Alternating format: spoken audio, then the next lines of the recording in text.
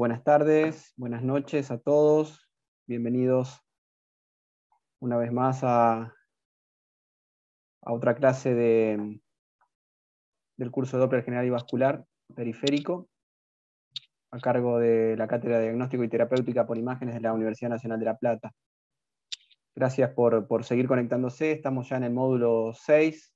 Pasaron entre teoría y práctica ya más de 10 clases y con una participación de todos muy interesante, muy activa. Hoy vamos a tener la segunda parte de la clase teórica y vamos a reprogramar la teoría, la práctica para la semana que viene, el jueves. Bueno, mientras se van conectando, aprovecho para presentarme. Soy Gustavo Bertinat, soy parte del equipo de ingenieros de la empresa Digimed y trabajamos junto a Mindray en el área de ultrasonido, de ecografía, desde hace ya 15 años y tenemos presencia en Argentina, en todas las provincias. Nuestra sede central está en Buenos Aires, pero tenemos otras sucursales propias en la ciudad de Córdoba y en Rosario, y a su vez una red de distribuidores que nos permiten tener presencia comercial y sobre todo un postventa en cada una de las provincias y ciudades importantes de la Argentina.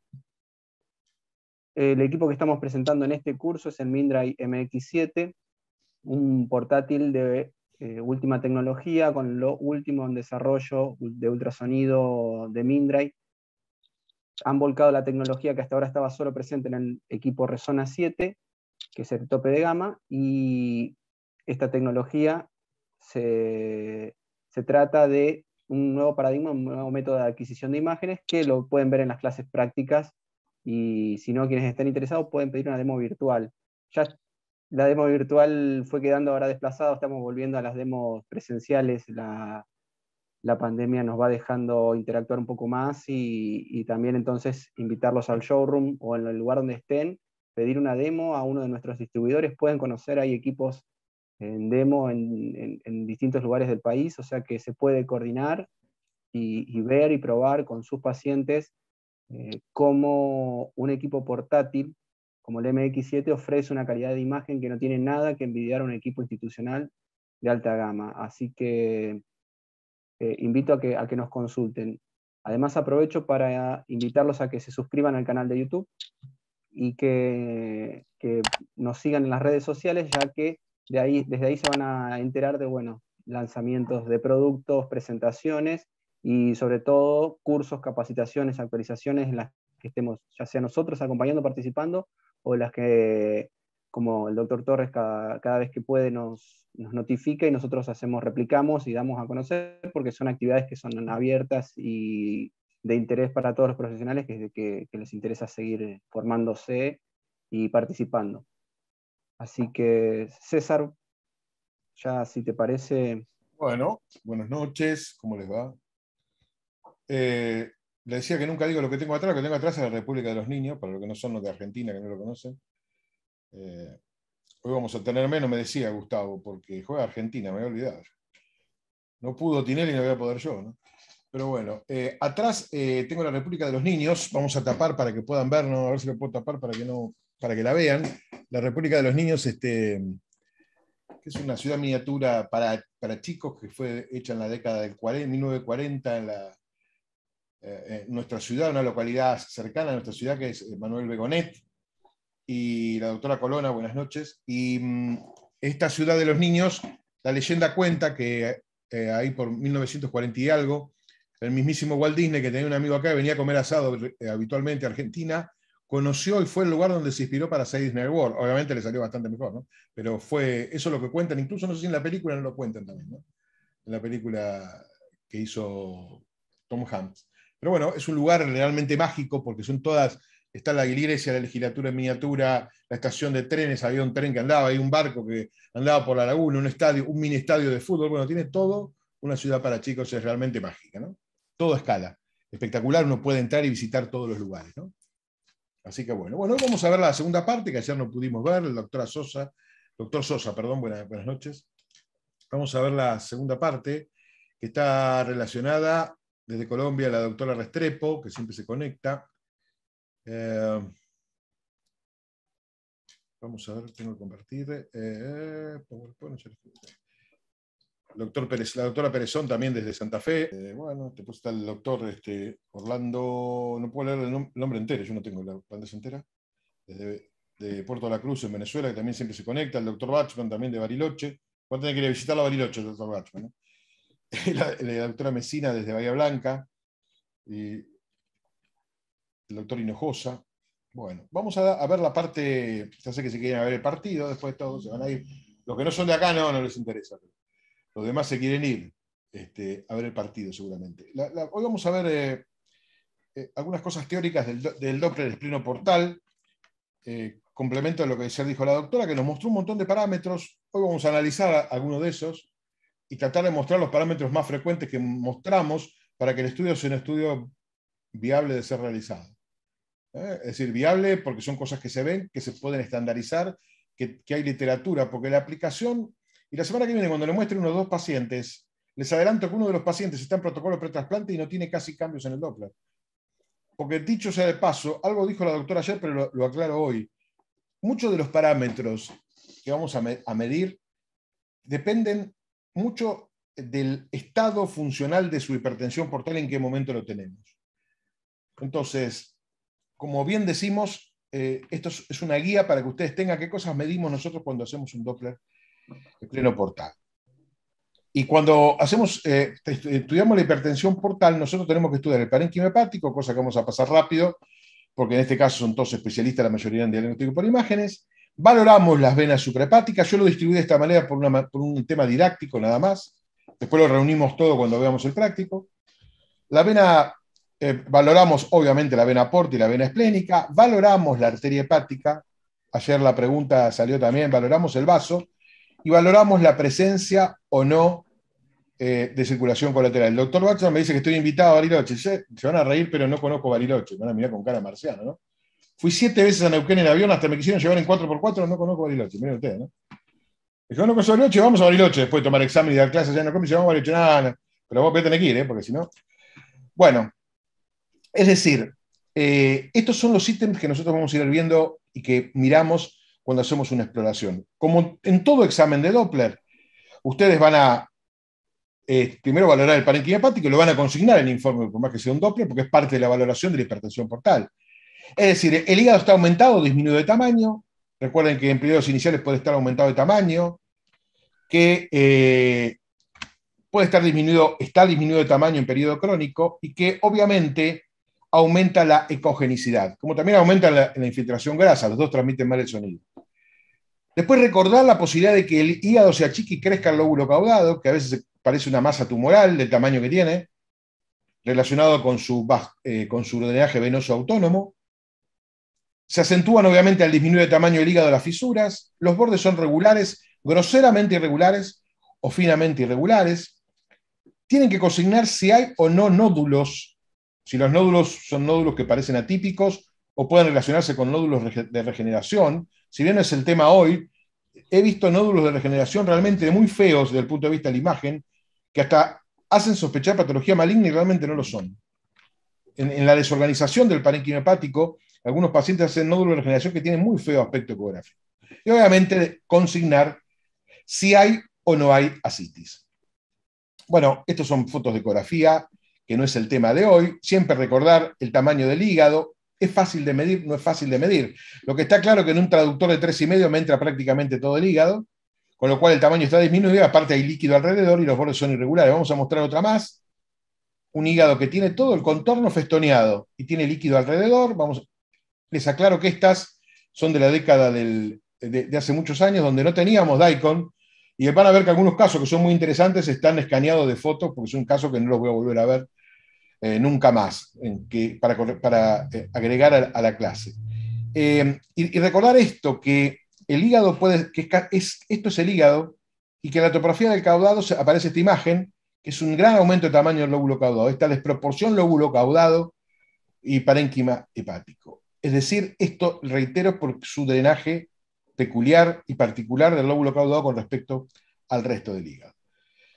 Es decir, Pero vamos a entrar ahora a lo que nos interesa. ¿Qué cosas valoramos en el Doppler? Primero, informamos el aspecto del parénquima hepático. El hígado está aumentado, disminuido, es finamente nodular, tiene o no tiene nódulos, o tiene cambios difusos de la ecorrespuesta. Eso como en cualquier ecografía. Después entramos a valorar las venas suprahepáticas. Y 3 cosas tenemos que conocer de las venas suprahepáticas. Primero, saber si están permeables, obviamente, para descartar algo que nombró la doctora con bastante detalle, que es el síndrome de Budd-Chiari. Saber si su calibre es normal o está disminuido. Muchas veces el primer signo de hipertensión portal es la disminución del calibre de la vena suprahepática. Y después, ver en el Doppler si ese vaso se rellena, si se rellena en forma regular o irregular, y después valorar la morfología de la onda. Porque esos son los ítems que nosotros vamos a ver en la vena suprahepática. Y vamos a comentar cada uno de los ítems. En primer lugar, recordamos lo que dijo ayer la doctora, el síndrome de Budd-Chiari puede, que es obviamente la obstrucción o la trombosis de las venas suprahepáticas, puede ser a nivel de las venas hepáticas, parcial o total, una o más de una, puede ser en su desembocadura de la vena cava, y existe también, como dijo ayer la doctora, la posibilidad de la enfermedad venoclusiva de las pequeñas vénulas que causan un síndrome similar. Ahora, lo que nosotros vamos a valorar es la permeabilidad de la vena hepática y de la vena cava cuando hacemos el estudio. Eso es muy importante de ver. Y en general, cuando uno tiene un síndrome de Budd-Chiari, estos son muy viejas, de hace muchos años, no es muy frecuente, no es fácil que le llegue a un paciente con Budd-Chiari, pero en general lo que puede ocurrir es que la vena suprahepática esté festoneada, así de esta manera, y que tenga un relleno irregular, o la otra cosa, que tenga un relleno mínimo, y esto es la única manifestación que obtiene de Budd-Chiari. Adicionalmente, ustedes van a buscar las suprahepáticas en la topografía habitual y no las van a encontrar. Todos miramos las suprahepáticas que hacemos una ecografía de hígado, así que eso no les va a traer mayor dificultad. Entonces, la primera cosa que consignan es si las venas suprahepáticas permeables de calibre normal o de calibre disminuido. Es decir, pueden estar afinadas, como en este caso, de este paciente que tiene un nódulo blanquito, pero que no toca la suprahepática, o mejor dicho, no la invade, sino que la colapsa un poquito ni tampoco. A veces guarda con estos nódulos blancos, brillantes, estudiarlos bien por resonancia con supresión grasa, porque muchas veces la infiltración grasa geográfica del hígado se manifiesta de esta manera. Entonces, las cosas que decimos son permeabilidad y calibre. Y después entra el tiempo del Doppler pulsado, analizar la onda de la suprahepática. La suprahepática tiene una onda peculiar que algunos llaman trifásica. Hoy por hoy, de acuerdo a lo que dijimos el primer día, es mejor llamarla tetrainflexional para no, es decir, ¿dónde están las inflexiones? La primera se llama A, la otra se llama S, la otra se llama B y la otra se llama D. Lo mejor sería decir que las venas suprahepáticas tienen un flujo tetrainflexional. ¿Y de qué depende el flujo de las suprahepáticas? Cuando todo está bien, cuando todo está bien, cuando la presión a nivel sinusoidal está bien, cuando el parénquima está bien, nosotros tenemos la transmisión de lo que pasa en la aurícula directamente a la suprahepática, porque todo lo que hacemos ecografía, vemos muy bien la vena cava y que entra ahí nomás a la aurícula derecha. Entonces, si todo el entorno, es decir, el hígado, y si la microcirculación hepática está bien, las venas suprahepáticas tienen que tener esta morfología que después, ahora en un ratito, vamos a ver. Es decir, tenemos una onda A, que es la contracción auricular, una onda S. Desde ya les digo que, como base al corazón, la mayoría de los autores, si bien yo la pongo por debajo de la línea de base, lo que la mayoría de los autores dice es que la onda es realmente anterógrada, base al corazón. Pero bueno, lo importante es saber las inflexiones que tiene, es decir, está la contracción auricular. Acá la segunda onda es la onda S, marcada durante la sístole por el descenso del septo atrioventricular durante la mitad de la sístole. Esta es la sístole, está pintada azul. La onda B es el incremento rápido de la aurícula, vuelve nuevamente, por aumento del retorno venoso en la fase de llenado auricular y con la tricúpide que está cerrada. Y finalmente la onda D desciende la presión auricular durante el llenado temprano del ventrículo. Entonces, lo que estamos mirando acá, más allá que no hagamos un análisis peculiar, es la transmisión de las ondas de la aurícula derecha. A veces ustedes ven ondas con algunas inflexiones parecidas en el miembro, en la axilar, sobre todo en la axilar y en la subclavia, en pacientes jóvenes que no tienen tórax enfisematoso, que no tienen artrosis de las costillas, que el tórax es poco expansible, lo van a ver muy parecido. ¿Por qué digo que también depende del parénquima hepático? Porque esto es posible porque la compliance o permisibilidad del parénquima hepático permite que las ondas se vean de esta manera. Si el parénquima se pone duro, para decirlo de una manera poco académica, por la fibrosis, o se empieza a poner duro, esto comienza a cambiar. Si la presión a nivel sinusoidal cambia, también cambia la onda de las venas suprahepáticas. Y muchas veces es un primer indicio, y muchas otras es el único indicio que tenemos en una exploración de que ese paciente tiene una hipertensión portal. Entonces, la miramos nuevamente para repasar. Este es en el paciente, obtenida, como dijo Gustavo, con uno de los equipos que tengo, que es este es el DC7, porque la tenía de antes. Y repasamos de nuevo la onda A, la onda S, la onda B, que en realidad es un descenso, son inflexiones. Vamos a llamarle inflexión A, inflexión S, inflexión B e inflexión D. Y esas son las 4 inflexiones de la onda, que se ven de esta manera en la imagen detenida y que se ven de esta otra manera en el modo Doppler. Ustedes lo van a escuchar y yo seguramente no lo escucho, como pasa siempre. Todavía no averiguo, antes que termine el curso a ver si lo averiguo. Otra vez lo vemos, las 4 ondas. A, S, B y D. Se me va. Volvemos para atrás para recordarlas. A, S, B y D. Esta es una suprahepática normal. Y después nosotros tenemos que consignar, si el flujo es tetrainflexional, podemos ponerle vena suprahepática permeable con flujo tetrainflexional habitual o flujo tetrainflexional normal. Acá se ven muy bien las suprahepáticas, ¿no? Se ven bien. No sé si tengo alguna que... No tengo la imagen en tiempo real. Y después saber cuáles son las variaciones posibles. En este artículo del año 2006 todavía la llamaban trifásica, pero lo cierto es que este es el normal, que para nosotros lo mencionamos como tetrainflexional. 1, 2, 3, 4. 1, 2, 3, 4. Esa es la onda. La otra posibilidad es que la onda negativa se pierda. El flujo es bifásico. Este es un periodo intermedio. Creo que en alguno del práctico que hice, en algún momento a mi secretaria le da bidireccional. Y de hecho, en la literatura ustedes van a ver que dicen que, si bien puede ser el inicio de una hipertensión portal, el bifásico, algunas veces se puede ver en pacientes normales. Ahora, lo que no podemos ver en pacientes normales es una pérdida total de la fasis, de la inflexionalidad de las ondas. Este flujo que prácticamente tiene muy poca fasicidad, o a veces nula, y vemos un registro plano. Cuando uno encuentra, puede decir, venas suprahepáticas de calibre disminuido, con flujo monofásico como indicio de disminución de la compliance parenquimatosa. Eso sería lo que uno pone en el informe. Es decir, ¿cuándo varían? Bueno, algunos casos no son del tema de hoy. ¿Qué cosas le pueden pasar a esa onda? Uno, que esa onda sea, en vez de tetrainflexional, sea más pulsátil. Transmite un latido como si fuera más arterial. En general, uno lo tendría que encontrar, que no es el tema de hoy, en la patología del corazón derecho.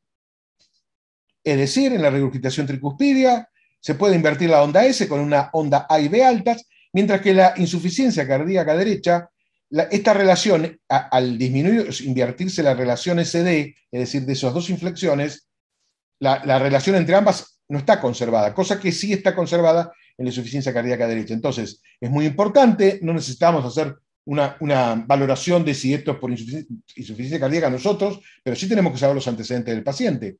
O si encontramos una onda con estas alteraciones morfológicas, consignarlo en el informe, es decir, disminución de la onda S o inversión de la onda S con prominencia de las ondas A y B, y eventualmente podemos poner alteración de la relación SD con ondas A y B altas. Es decir, fíjense que en los dos casos donde hay compromiso de las cavidades derechas, en las dos están altas las ondas A y B.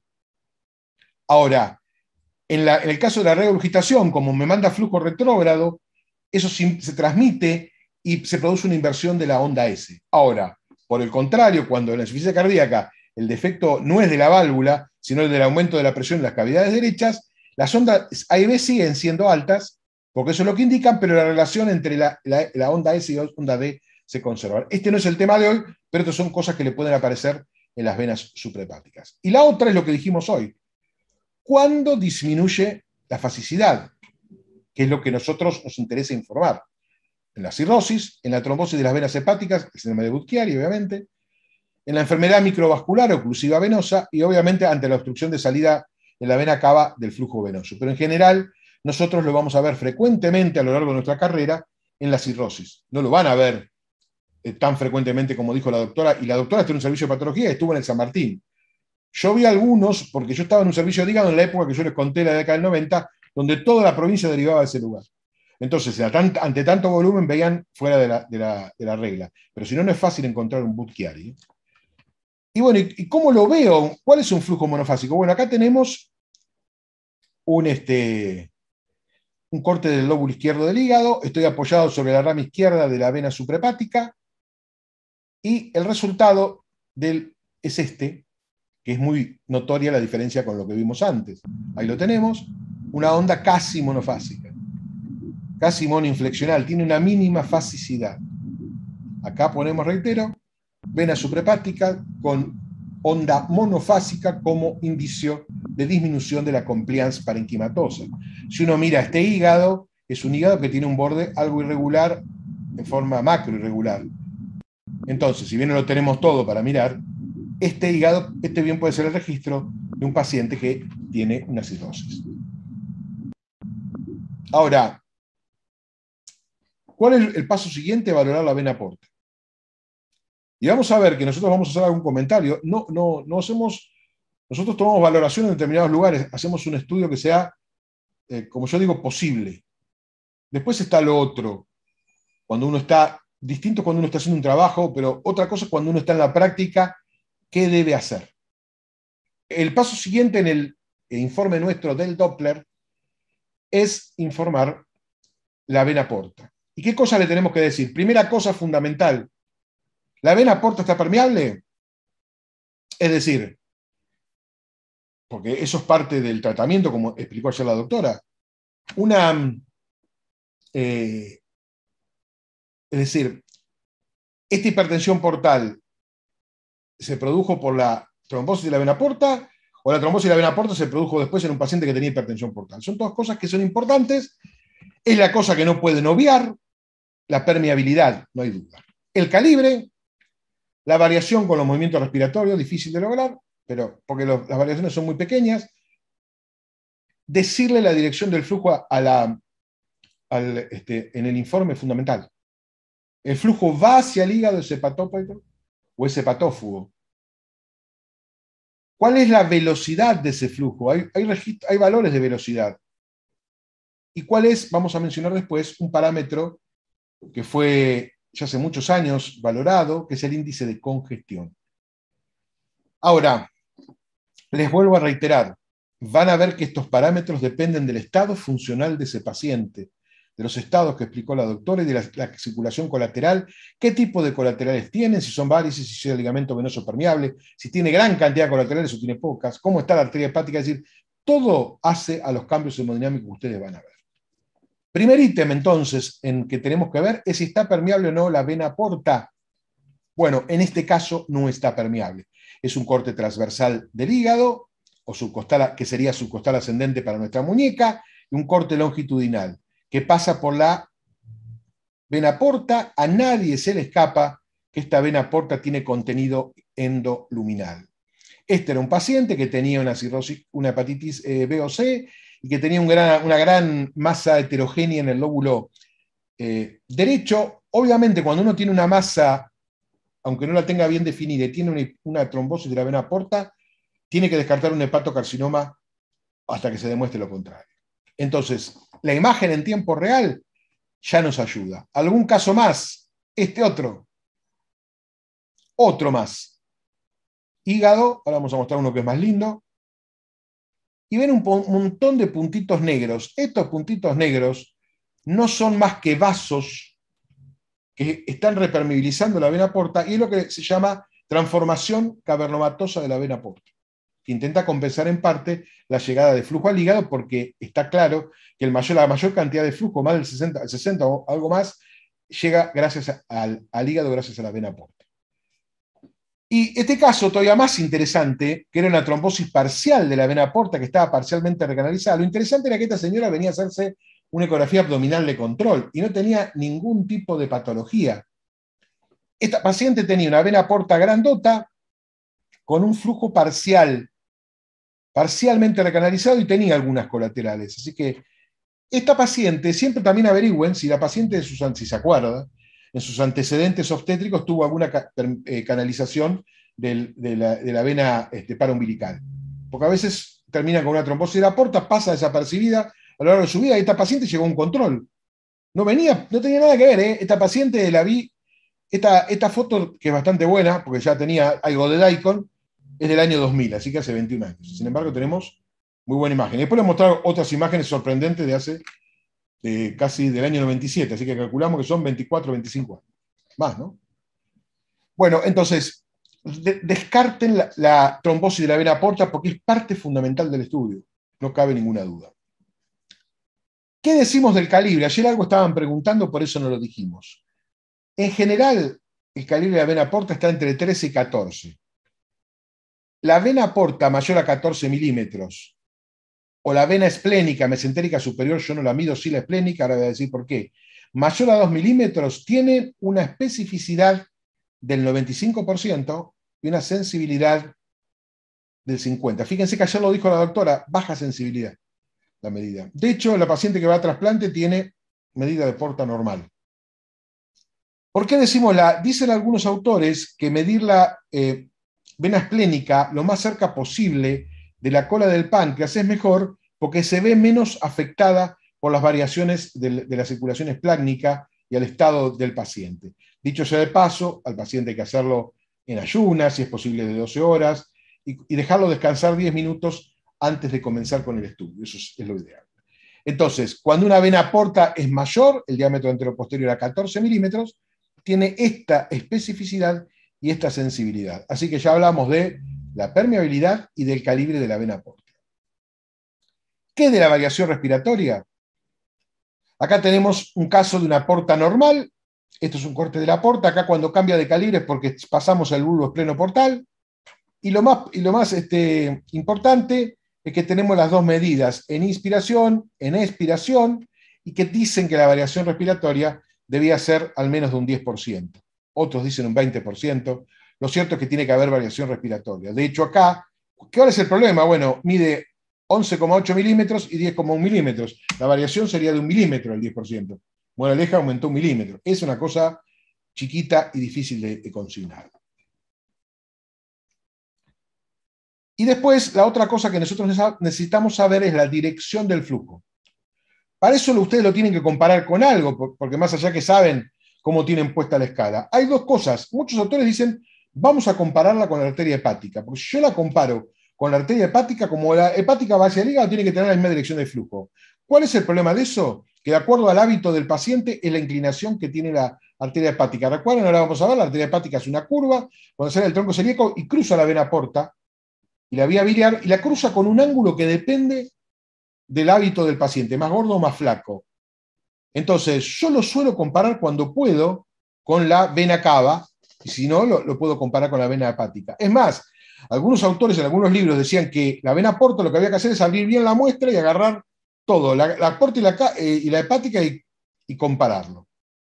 Yo acá lo voy a mostrar en movimiento, por eso me detengo a explicarlo antes. Van a ver que yo voy a ir arriba y abajo, voy a mostrar la vena cava, porta arriba y la vena cava abajo, y así comparo la dirección de flujo, porque la cava va también hacia la aurícula. Vamos a mirarlo ahora. Vamos a tardar un rato, hasta que la paciente se relaja respirando. Van a ver cuando entremos en la vena porta, ahí entramos en la porta, debajo de la línea de base, aparece un poquito la arteria hepática. Van a ver que subo y bajo. Como es flaca, ahí está. Ahí vuelvo, no estoy midiendo la velocidad, no tengo un ángulo adecuado. Tengo 60, pero ahí bajé a la cava. Porta, y después toco la cava.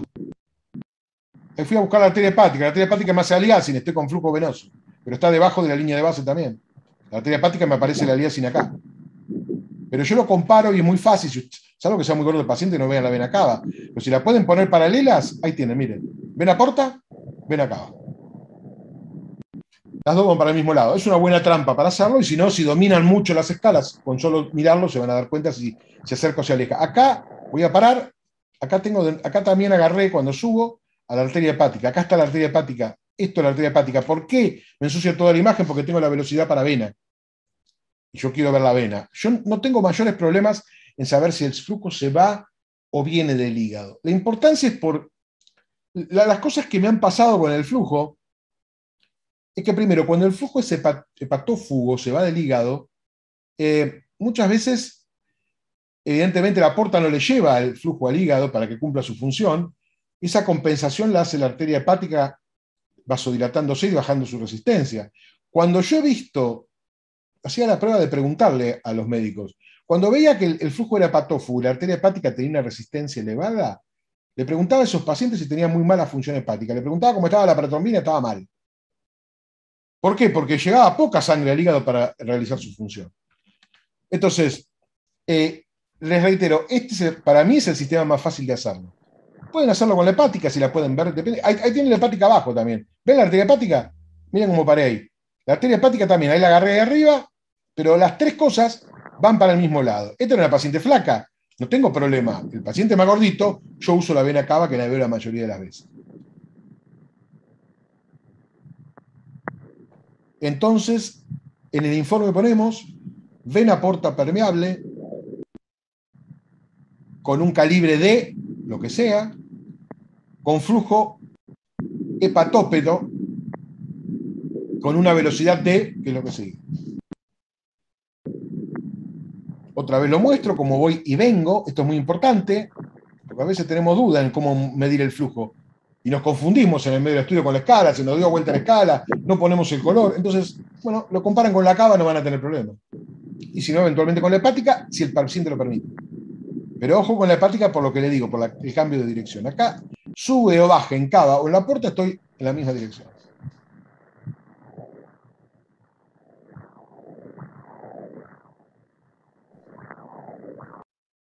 Muy bien. Y acá tenemos la arteria hepática que apareció. Yo subí un poquitito. Y tengo la arteria hepática que en este trayecto tiene la misma dirección.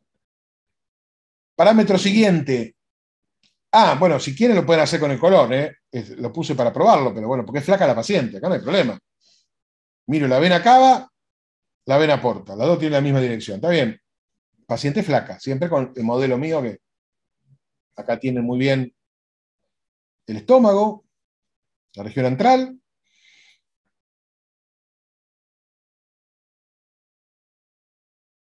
Pero bueno, lo pueden hacer con el color también. Entonces ya tenemos permeabilidad, calibre, dirección. Nos falta la otra cosa importante, la velocidad media de la vena porta.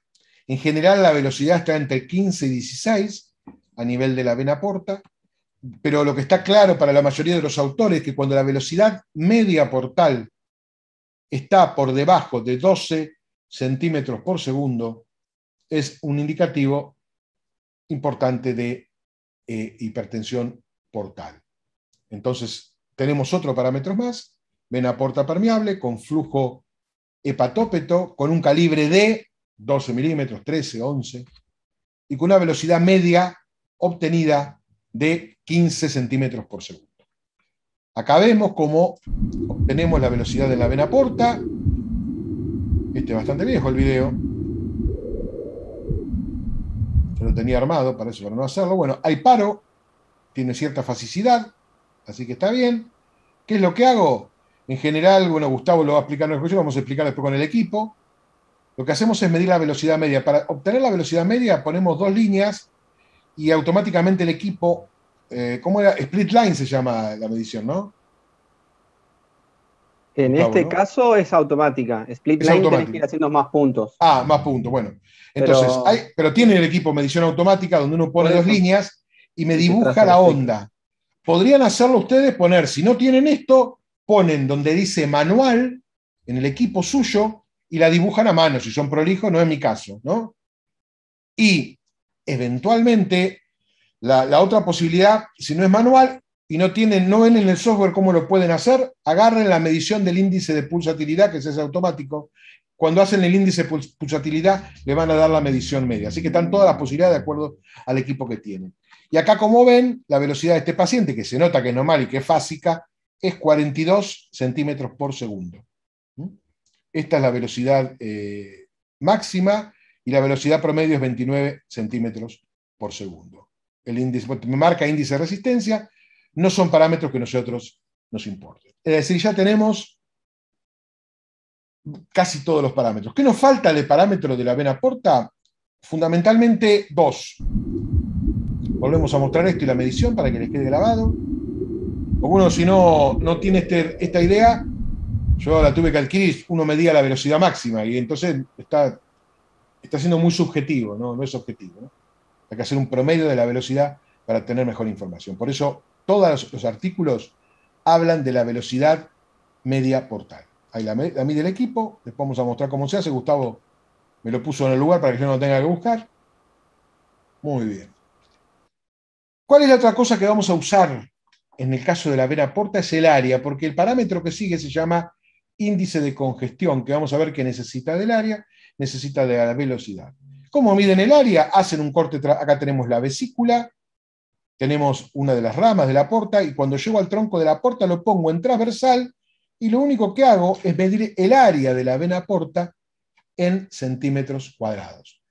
Con el área y la velocidad media, ustedes obtienen un parámetro descrito ya en el año 1986, mire de qué estamos hablando, por Moriyasu et al. En Japón, donde, como es obvio, creo que ayer hicieron alguna pregunta así, como es obvio, el área aumenta y la velocidad disminuye. Como el área aumenta porque la vena porta se pone gorda y la velocidad disminuye a raíz de lo que decían ayer, obviamente esta división va a dar números cada vez más altos. Si yo tengo más área y menos velocidad, el índice de congestión va a aumentar en el caso de hipertensión portal. Y el corte que hicieron estos autores, y todos coinciden, porque este artículo es del 86, lo busqué, pero el artículo que yo lo leí es un artículo que se lo voy a pasar, que está en internet y que es del Hospital Clínic de Barcelona, donde estaba la doctora Concepción Bru, en el Clínic, que era uno de los principales centros de trasplante hepático de España, y van a ver que en ese trabajo está todo este resumen. La clase la tenía armada y lo comparé con este trabajo y tuve que agregar pocas cosas porque tuve la suerte de ver, nosotros la trajimos a la Ciudad de La Plata a la doctora Bru, ya en el año 97. Yo ya lo había visto entonces, pero ese artículo a ustedes les va a servir para tener los parámetros. Yo ahora lo paso por acá, no sé cómo se hace, me decís, cuando terminemos, así lo ven, porque el artículo realmente es muy útil. Ese y otro más que tiene la morfología de las ondas de la radiográfica, que es excelente, donde yo tenía un concepto, yo soy al revés, yo tengo un concepto y busco cómo probarlo con la literatura, ¿no? Porque como hice tantos años, a mí hay algo que estoy convencido, yo lo que hago es ir a buscar la literatura después. Medio un periodo al revés, distinto a lo que hacía cuando empecé, primero leía y después probaba, ¿no? Pero en este momento busco lo que prueba que lo que yo creo sirve y si no lo modifico, porque eso es lo que ustedes tienen que hacer. Por eso les voy a pasar los artículos para que lo miren. Entonces, el índice de congestión mayor a 12 es indicativo de hipertensión portal. Entonces, ustedes, con los equipos, ahora estamos tratando de ponerle la fórmula, pero con el área y la velocidad de flujo media de la vena porta van a obtener el índice de congestión y como acá hay centímetros cuadrados y acá hay centímetros, dicen los autores que el índice de congestión se mide en centímetros por segundo. Moraleja, como le decía Gustavo, que es ingeniero y sabe más de esto que yo, no me suena índice porque los índices no tienen unidades. Pero bueno, pero se llama índice de congestión. Casi el tener, lo que pasa que, ¿por qué no es flujo de vena porta? Porque el flujo en la vena porta tiene una fórmula que se usa el área, la velocidad y se multiplica por 0,57. Entonces, no es el flujo. Pero bueno, es universalmente aceptado que esto es el índice de congestión. Área sobre velocidad en centímetros por segundo. ¿Qué sigue en el estudio? Terminamos con la porta. Medir la vena esplénica. La tienen que medir en la cola del páncreas. Es decir, tienen que medirla lo más cerca de la cola que puedan cuando no los moleste el aire. Y el tope es 1 centímetro. eso es fácil para todos. Después, medir la arteria hepática, ahí la tenemos. Aorta, tronco celíaco. Ahí tenemos la vena esplénica, acá tenemos la arteria esplénica y la arteria hepática. En modo color, vamos a obtener el registro con un ángulo lo mejor que podemos tener. El registro es de este tipo. Es un registro en el cual valoramos sobre todo el índice de resistencia, que el valor normal está entre 0,55 y 0,70. Y ahí vamos a ver el registro de la arteria hepática.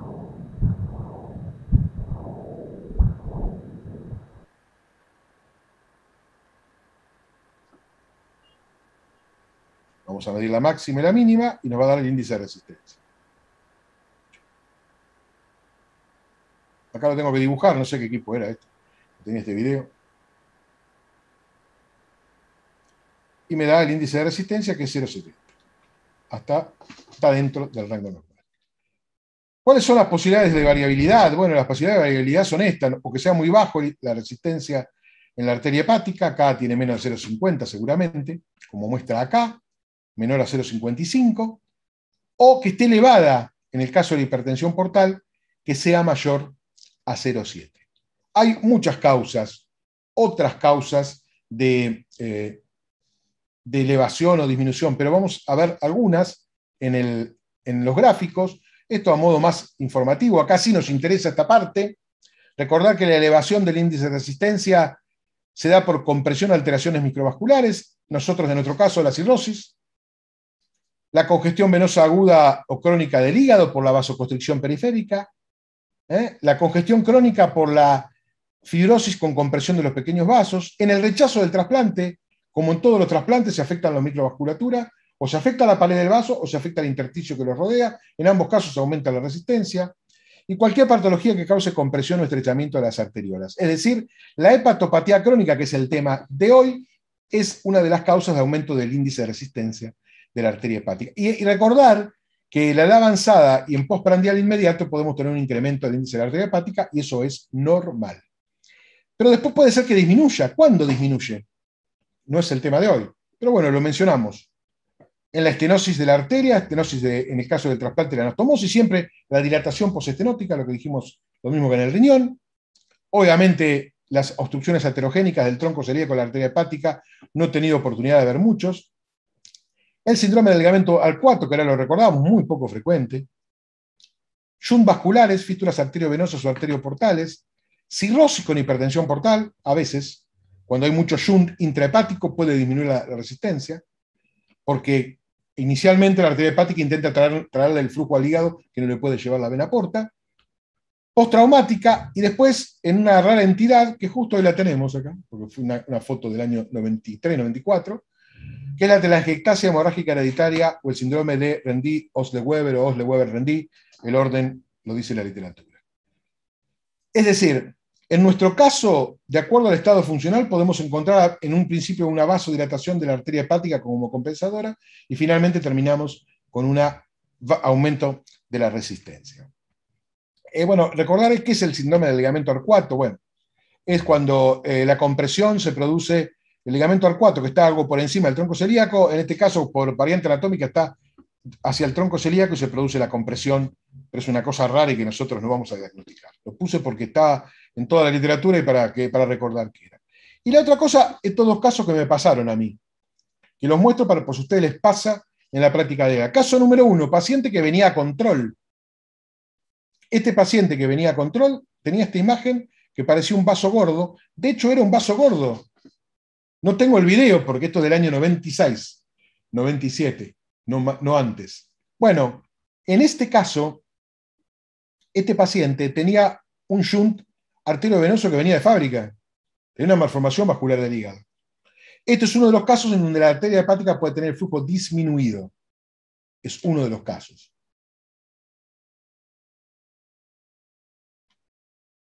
Me preguntan cuándo referir para una elastografía hepática en una hepatopatía crónica o hipertensión arterial. Yo no sé si te referís, yo no tengo experiencia en el elastoscan. Hay dos maneras de medir el índice de elastografía. No sé, ecografía todavía lo debe estar desarrollando en este momento, pero el fibroscan es uno para medir la dureza del parénquima hepático, y el otro es la elastografía hepática por resonancia magnética, que es es todavía más objetiva. En general se puede indicar la hipertensión portal, se indica en la cirrosis, en la hepatopatía crónica, como diagnóstico, ¿no? Esa es la indicación, no sé si para hipertensión portal. El caso de hipertensión portal es para el Doppler. Este es uno de los casos que le puede pasar de malformaciones vasculares. Y el otro me pasó en el año 96, un paciente del doctor Curciarello, que estaba en hígado en ese momento, antes que la doctora Sarnowski, en el Hospital San Martín, un paciente que tenía múltiples dilataciones que no eran vía biliar, venía de un hospital donde no tenían Doppler y dudaban si era la vía biliar, no era la vía biliar, y de hecho no era la vía biliar porque este paciente tenía esto, y esto para Gustavo, un Doppler de poder del año 96, ¿no? A la miércoles, ¿no? Impactante, bueno. 96. Está prendido fuego. Esto era ni más ni menos que una enfermedad de Rendy-Osler con estas malformaciones vasculares a nivel del hígado. Recuerdo rápidamente que visceralmente el Rendy-Osler, tampoco es el tema de hoy, tiene malformaciones arteriovenosas en pulmón, en hígado, cerebral o espinales, y telangiectasias en el tracto gastrointestinal. Entonces, esto que estábamos viendo nosotros es la manifestación hepática del Rendy-Osler. Es otra de las cosas que le pueden pasar cuando están haciendo una ecografía y les pidan un Doppler. De hecho, a mí me lo mandaron para que evaluara estas malformaciones vasculares. Le hablo de hace muchos años atrás. Después el paciente puede tener estas manifestaciones, lo que yo saqué de un artículo, malformaciones vasculares mucocutáneas, que completan el síndrome de Rendy-Osler. No importa, ayer lo mostró muy bien la doctora. Recuerden que acá hay shunt, y esos shunt arteriosistémicos, arterioportales, son los que hacen que la resistencia en la arteria hepática baje. Ayer preguntaron, bueno, todos valoran el vaso, saben cómo hacerlo. Hace unos años se hacían los 3 diámetros, se multiplicaba por 0,20 y pico, se obtenía el índice de Petri, no es muy útil. Hoy por hoy, por la pregunta que hacía ayer uno de los doctores, en el diámetro longitudinal, si bien uno se da cuenta, a veces se da cuenta, cuando usa siempre el mismo equipo se da cuenta a simple vista, si no hay que medirlo, cuando el diámetro longitudinal tiene más de 13, uno está en presencia de una esplenomegalia. Del vaso, ¿qué tenemos que decir en el informe?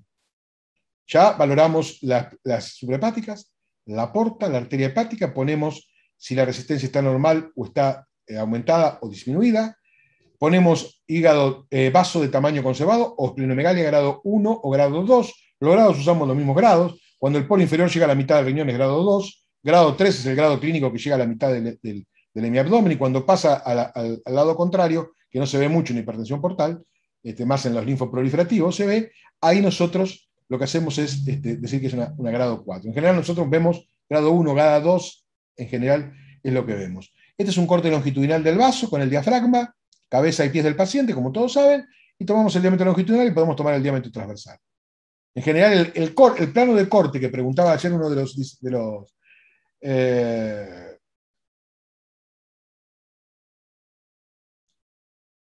estoy leyendo la pregunta. Esto por lo que preguntaba un compañero ayer del curso. Gracias. La pregunta era por qué los pacientes por Fontan que desarrollan presión venosa central alta de manera crónica con afectación hepática secundaria. Claro, bueno, si vos, claro, como me decías de hipertensión portal o cirrosis, si es una hepatopatía secundaria, lo que yo creo que la doctora lo nombró, a éstasis crónico, como estás diciendo vos, sí es útil el elastoscan, porque a esos pacientes seguramente no les hace una punción. Entonces, saber la distensibilidad del hígado o la elasticidad del hígado es importante. Sobre todo en lugares que tengan experiencia. No es fácil hacer experiencia. Hay poca gente que hace elastoscan y poca gente que haga elastoscan por resonancia magnética. Hay que juntar muchos casos para tener tu propia valoración, pero eso sí es útil. Pero yo había entendido en la hipertensión, en la cirrosis que vemos todos los días, más frecuentemente, pero no, si es en pacientes donde vos sospechás una cirrosis y que es secundaria a un éxtasis, es ilícito pedirlo. Está bien la acotación. Del doctor Miguel Ángel Arizapana Arapa. Muy bien. Entonces, del vaso decimos el tamaño normal aumentado. Si está aumentado, si es homogéneo, si tiene alguna imagen focal, más rara, pero puede tener a veces, bueno, esto es un corte transversal. Este corte, recuérdenlo, estamos viendo el hilio con Doppler.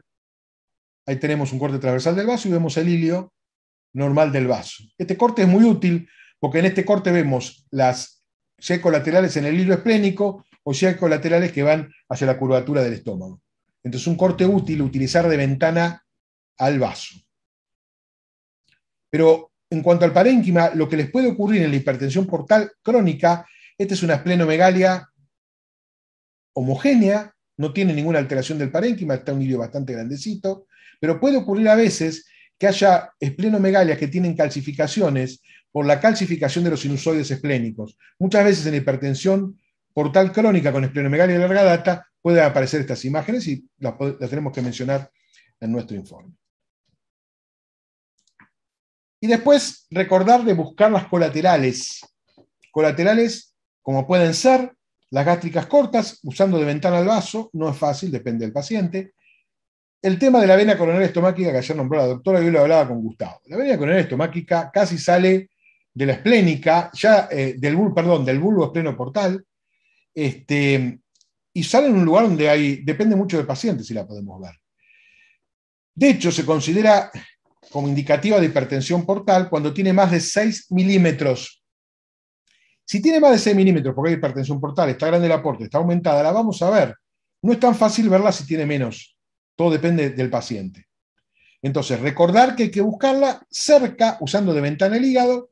Hay un corte donde todos los que hacemos ecografía vemos el lóbulo izquierdo del hígado y el estómago, y apuntando hacia el bulbo esplenoportal, uno puede a veces encontrar cuando está dilatada, yo por lo menos me pasaba cuando estaba dilatada, a la coronaria estomáquica. Después recordar que hay colaterales como la vena paraumbilical, hay colaterales esplenorrenales, hay colaterales intrahepáticas, perivesiculares e incluso omentales. Es decir, tenemos que consignar si hay circulación colateral y cuál es la circulación colateral que nosotros vemos en forma predominante. ¿Está permeable el ligamento venoso? Ese ligamento que recanaliza a través de la vena paraumbilical, es importante decirlo en el informe. Y recordar esto, que lo copié textual para que ustedes lo recuerden. La visión de una vena paraumbilical repermeabilizada tiene elevada especificidad para el diagnóstico. Pero ojo, lo que dijo la doctora ayer también es ilícito. Guarda que el ligamento puede estar permeable y ser normal cuando mide menos de 2 milímetros y tiene velocidad baja, bajo flujo. Si tiene menos de 5 centímetros por segundo, no le van a dar importancia a la repermeabilización del ligamento venoso. Porque a veces lo tenemos así de fábrica.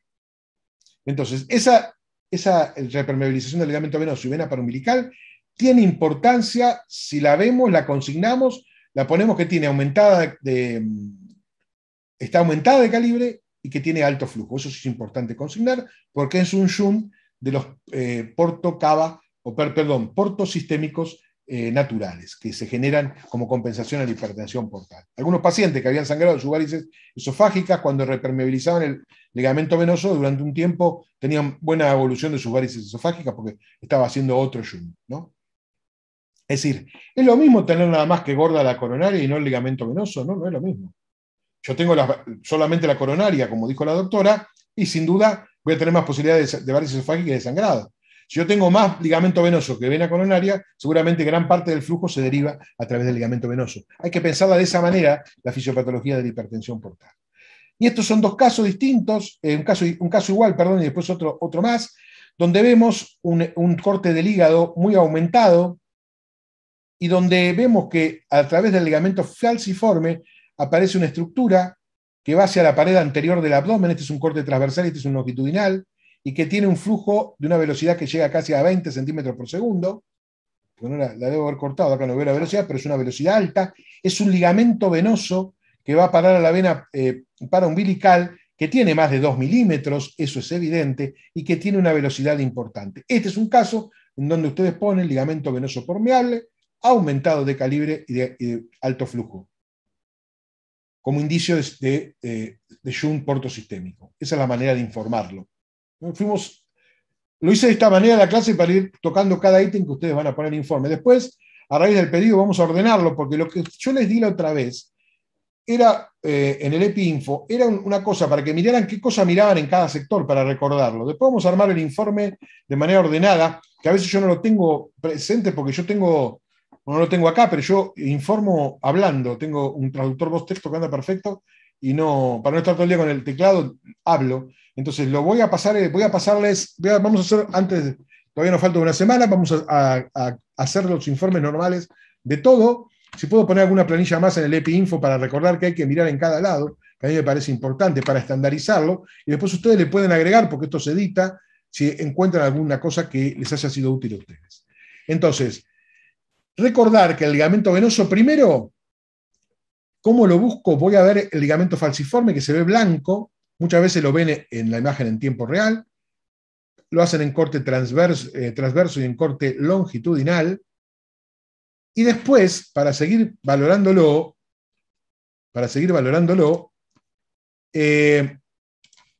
lo que hacemos es tomar, y esto es importante, el traductor de partes blandas, porque vamos a seguir a la vena paraumbilical.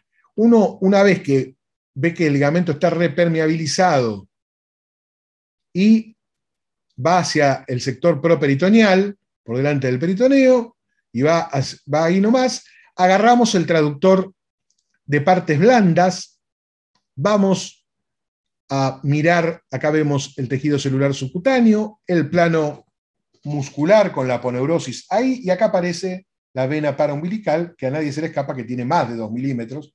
Ahora la vamos a ver en movimiento. Este era uno de los pacientes del otro día, creo. Ahí la vemos. Ahí lo tenemos. Perdón, voy a parar acá. Primero, acá ven cuando entra. Miren, esto que estoy viendo, es más, ustedes van a ver con el traductor de partes blandas una porción chiquita del hígado, donde está el ligamento falciforme. Y ahí van a ver que el ligamento venoso entra. Miren, ahí está, ahí entra. Acá entra el ligamento falciforme y después sale y va a parar a la pared abdominal anterior. Ahí lo tenemos. Ahí lo seguimos. Yo fui bajando por la línea media y esta vena se ve hasta las proximidades, casi en superficie. Este es el plano aponeurótico. Y llega hasta las proximidades del ombligo, donde forma a veces esa circulación colateral que la doctora mostró como cabeza de medusa. Esta paciente lo tenía. Era el indicio más importante de hipertensión portal que tenía. Lo vuelvo a poner para que lo vuelvan a seguir. Primero lo localizaron, ahí sale del ligamento falciforme, del hígado, y siempre utilizando el traductor de partes blandas. Lo seguimos. De hecho, podemos tomarle el flujo con el traductor de partes blandas, podemos medir la vena paraumbilical con el traductor de partes blandas. Esto debe tener 4 hasta 5 milímetros, así que la vamos a informar. De hecho, la informé. Y esa es la valoración del ligamento venoso. Después le tomamos el flujo. También, yo se lo tomé con el traductor de partes blandas, yo no escucho el ruidito. Pero bueno, tiene una linda velocidad, ¿no? Está claro que el 5 está ahí, así que tiene más de 5, tiene casi 10. Este es un ligamento venoso, que reitero, informamos como ligamento venoso permeable y vena paraumbilical aumentada de calibre con una velocidad de 10 o velocidad aumentada. No vamos a andar poniendo números en el informe, sería demasiado engorroso. Esto lo tienen que hacer, y les reitero, es muy útil porque el ver esto les está indicando a ustedes que hay un shunt porto-cava natural que se ha provocado. Esto es una que saqué de un artículo donde vemos la vena coronaria, por lo que dijo la doctora ayer, en donde vemos al bulbo esplenoportal, y esto es la vena coronaria. Está casi pegada, se pega a la hepática, se pega al bulbo, y este paciente se ve bárbaro. Uno tiene que buscarla a través del hígado, no lo tiene que buscar desde abajo, desde el bulbo, tiene que buscarlo usando como ventana el lóbulo izquierdo, si no, no va a llegar. Depende mucho del paciente. Entonces recuerden que cuando mide más de 6 milímetros la consignamos, y cuando tiene velocidades considerables. Pero no es una cosa que hagamos frecuentemente. ¿Qué datos pueden sugerir varices esofágicas? Las varices esofágicas la pueden sugerir la presencia de un aumento de calibre de esta vena, que es la vena coronaria, con alto débito o alta velocidad, o si no, la presencia de las colaterales gastroesplénicas, del epiplón mayor, porque esas son las que van a parar y después nos dan la varices esofágica. Así que si uno tiene muy dilatadas estas venas, seguramente van a terminar alrededor del esófago. Esa es la pregunta del doctor Toraya, ¿no? Ah, eso me lo preguntaste vos. Gustavo me está traduciendo lo que preguntan en YouTube. Perdón. Eso, te pasé la de YouTube. Pero bueno, el doctor Sergio Toraya fue el que hizo esta pregunta. Si ayer quedó claro en todos los artículos, los que yo leí, incluso los que leyó la doctora, ¿cómo se llama? Estaba claro que una de las cosas, el ver grande a la vena coronaria, dilatada, más de 6, es indicativo de alta posibilidad de varices esofágicas. En resumen, ¿qué cosas vimos en este examen? Como todos los exámenes de Doppler, vemos el modo B y el modo Doppler. En el modo B, todo lo que ustedes saben. Y para resumir, mezclamos las dos cosas. Primero, disminución del tamaño del hígado, aumento en el periodo agudo, hipertrofia del caudado si lo hubiera, el diámetro mayor a 13 o mayor a 14 milímetros, diámetro mayor a 9 mayor a 1, tenemos una milímetro de diferencia con la distinta literatura, falta de variabilidad respiratoria con la inspiración profunda, cómo está el vaso y cómo están las características del parénquima y si hay o no ascitis. Todo esto lo hacen con ecografía banal, modo B. Lo pueden hacer con cualquier ecógrafo, en la guardia, en terapia, no necesitan tener un Doppler. Ahora, los parámetros más importantes que mencionamos del Doppler, después les voy a hacer llegar este artículo que es muy bueno, porque estos dos médicos, yo no sé qué habrá sido la doctora Bru, que la vimos en el año 97, pero deben estar en el mismo centro, en el Hospital Clínic de Barcelona, sin ningún lugar a duda, por eso es excelente. La velocidad media portal en la hipertensión portal es menor a 12. Recuerden que el índice de congestión es mayor a 12. La inversión del flujo, que eso a lo mejor no lo comenté, pero lo voy a comentar ahora, la inversión del flujo portal es obviamente indicativo de hipertensión portal, salvo que hubiera una trombosis de la porta. Y recordar también que puede ocurrir que la inversión del flujo no sea continuo, sino que sea intermitente. La inversión intermitente puede ser indicio también de hipertensión portal. Presencia de colaterales portosistémicas, la pregunta del doctor, vena coronaria mayor a 6 milímetros, vena umbilical mayor a 3 milímetros, o 2 milímetros para otros. Es decir, miren que hay 1 o 2 milímetros de diferencia, pero bueno, las medidas están claras y cuando están dilatadas se ven. Yo les diría que la van a ver más fácil a la vena gástrica, a la vena coronaria, siempre cuando esté dilatada. Eso es mucho más sencillo. Y depende a veces del paciente. Recuerden que el duodeno y el antro gástrico pueden molestarnos y no dejarnos ver. Y después, ¿cuánto colabora el paciente? Los pacientes con ascitis tienen respiración superficial y rápida, a veces no se quedan quietos. Pero bueno, estas son las cosas más importantes. Y después, recordar, como dijo la doctora, por una pregunta que hizo alguien ayer para la doctora, lo pusimos acá, que uno puede tener la posibilidad de controlar los anastomosis o TIPS, los SHUNT portocavas, como tratamiento de hipertensión portal, y preguntaban ayer cuáles son los indicios de compromiso del TIPS, de mal funcionamiento del TIPS. Bueno, cuando la velocidad es mayor de 190 centímetros por segundo en el TIPS, cuando es muy baja, cuando es alta, cuando la obstrucción es parcial, porque le pasa algo parecido a lo que le pasa a los stent, al TIPS, la velocidad baja menor de 90 centímetros por segundo, variaciones de velocidad más menos 50 con respecto al examen previo. Y acá entramos a algo que dijo la doctora. Un TIPS hay que controlarlo en la primera semana para tenerlo como base y después lo comparamos. Si la velocidad varía 50 centímetros por segundo en más o en menos con respecto a estudio previo, ojo, mal función del TIPS. Si hay un cambio de dirección de flujo con respecto al examen previo, hay una mala función del TIPS. Si la velocidad de la porta principal baja a menos de 30 centímetros, ¿por qué? Porque ustedes al hacer un shunt porto-cava, el flujo en la vena porta es mucho más rápido.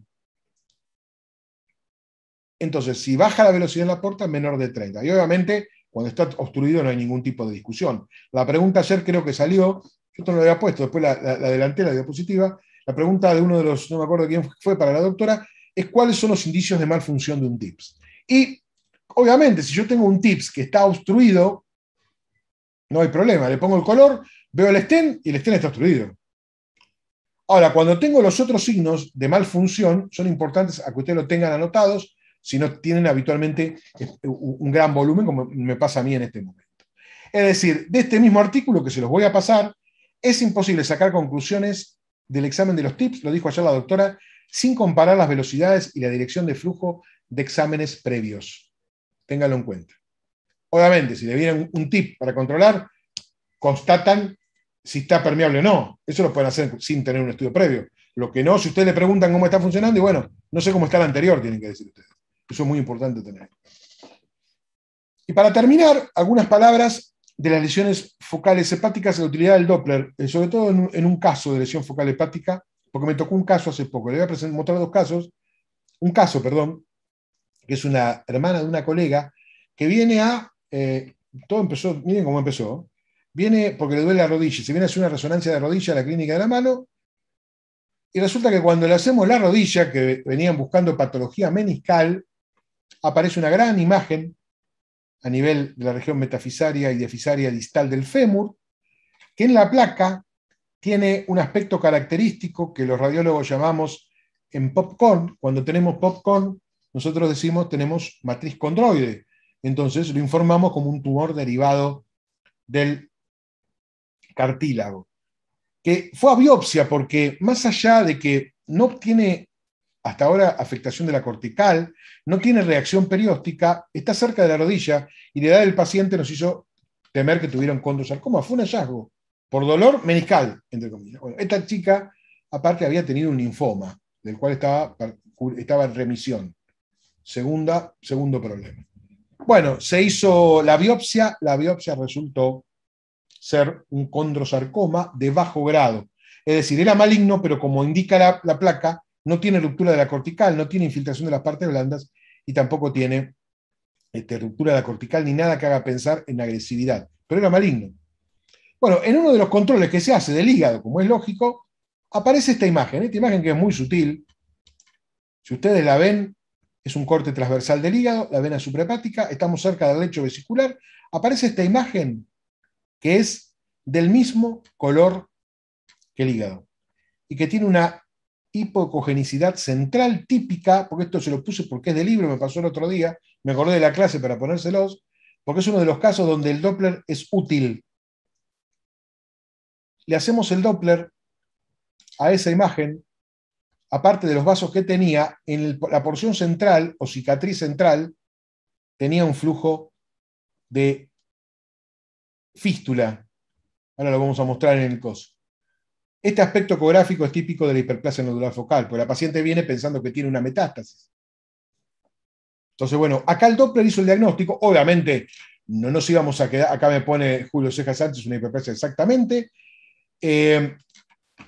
¿Por qué lo pongo? Porque no siempre pueden ver con el Doppler la cicatriz central. El diagnóstico, el gold estándar es hacerle una resonancia magnética o en su defecto hacer una tomografía multicorte multifásica. Si no es multicorte multifásica, olvídense, con multidetector van a tener problemas para hacer un diagnóstico certero. El flujo que tenía en la porción central lo puse porque puede ser una de las cosas que les puede pasar en un estudio de una imagen focal. Tenía un flujo como medio pulsátil, ¿no? Casi de fístula.